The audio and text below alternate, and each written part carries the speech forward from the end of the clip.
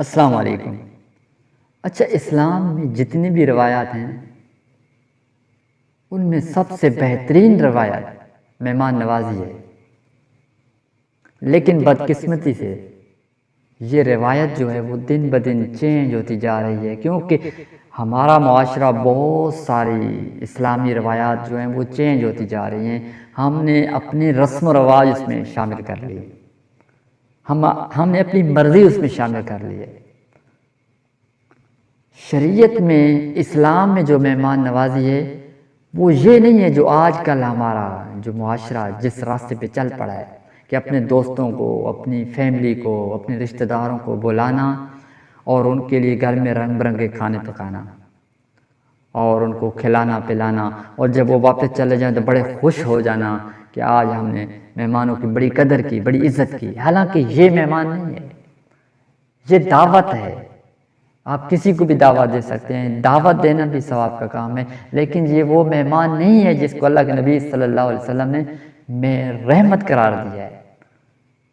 تین چیزیں رحمت ہیں: بارش، بیٹی، مہمان۔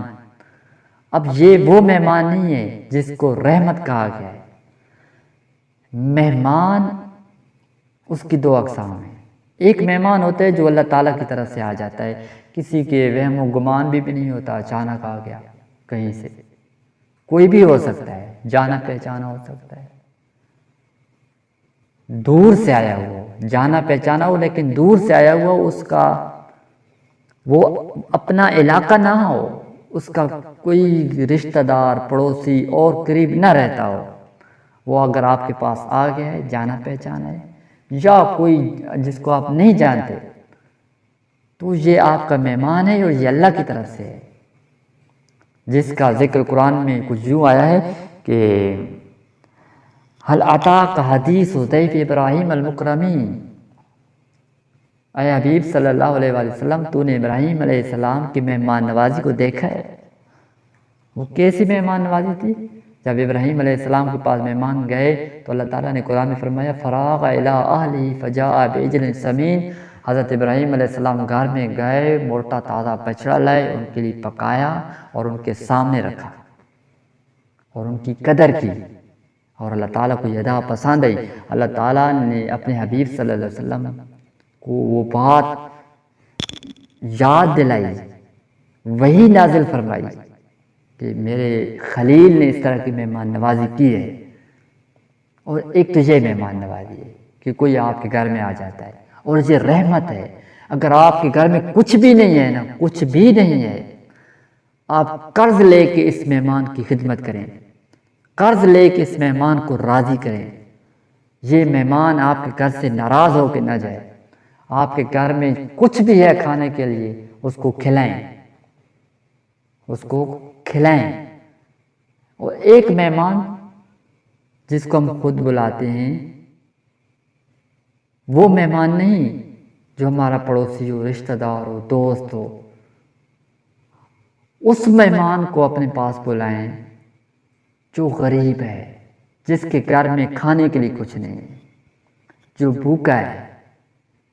اگر آپ خود اس کو بلاتے ہیں تو یہ بھی اللہ کی طرف سے آپ کے لیے باعث رحمت ہوگا، کیونکہ آپ کسی بھوکے کو کھلا رہے ہیں اور یہ آپ کے لیے مہمان ہوگا۔ اور حدیث مبارکہ میں اس کی وضاحت کچھ اس طرح سے آئی ہے کہ ابو ہریرہ رضی اللہ تعالیٰ عنہ کہ جب بہت زیادہ بھوک لگی، گھر میں کچھ کھانے کے لیے نہیں تھا، تو اللہ کے نبی صلی اللہ علیہ وسلم کے پاس جاتے ہیں، تو اللہ کے نبی صلی اللہ علیہ وسلم نے ایک صحابی کو کہا، ایک اناؤنسمنٹ کی، صحابہ اکرام سے فرمایا کہ کوئی ہے جو مہمان نوازی کرے، تو ایک صحابی اس کو اپنے گھر لے گئے اور اس کی اچھے طریقے سے مہمان نوازی کی۔ اور جب وہ اللہ کے نبی صلی اللہ علیہ وسلم کے پاس وہ آیا شخص جس نے مہمان نوازی کی، تو اللہ کے حبیب صلی اللہ علیہ وسلم نے بڑے خوش ہو کے اس کو بشارت دی کہ جو تو نے رات کو مہمان نوازی کی ہے نا، اللہ تعالیٰ اس مہمان نوازی پہ بڑا خوش ہوا ہے۔ حالانکہ اس نے خود بلایا تھا، اس نے خود حامی بری تھی کہ یا رسول اللہ میں اس کو لے کے جاتا ہوں، اس کو گھر سے کھانا کھلاؤں گا۔ اگر آپ خود کسی کو گھر لے کے جاتے ہیں، کوئی بھوکا ہے، اس کے گھر میں کچھ کھانے کے لیے نہیں ہے، آپ اس کو لے جائیں۔ آپ یہ مہمان نوازی ہر روز بھی کر سکتے ہیں، ہفتے میں ایک دن بھی کر سکتے ہیں، مہینے میں ایک ہفتہ بھی کر سکتے ہیں، سال میں ایک مہینہ بھی کر سکتے ہیں، کسی بھی وقت یہ مہمان نوازی کر سکتے ہیں کہ آپ کسی بھوکے کو گھر لے آئیں اور اس کو کھانا کھلائیں، یہ بھی مہمان نوازی ہے۔ اور ایک اگر اللہ کی طرف سے کوئی مہمان آ جاتا ہے تو آپ اس کی قدر کریں، اس کو کھلائیں، اس کو پلائیں، کچھ بھی نہیں ہے تو قرض لے کر اس کی خدمت کریں، کیونکہ رسول اللہ صلی اللہ علیہ وسلم نے فرمایا کہ جب مہمان گھر سے واپس جاتا ہے تو وہ میزبان کے گناہوں کو دو کر جاتا ہے، تو مہمان کی قدر کیجیے۔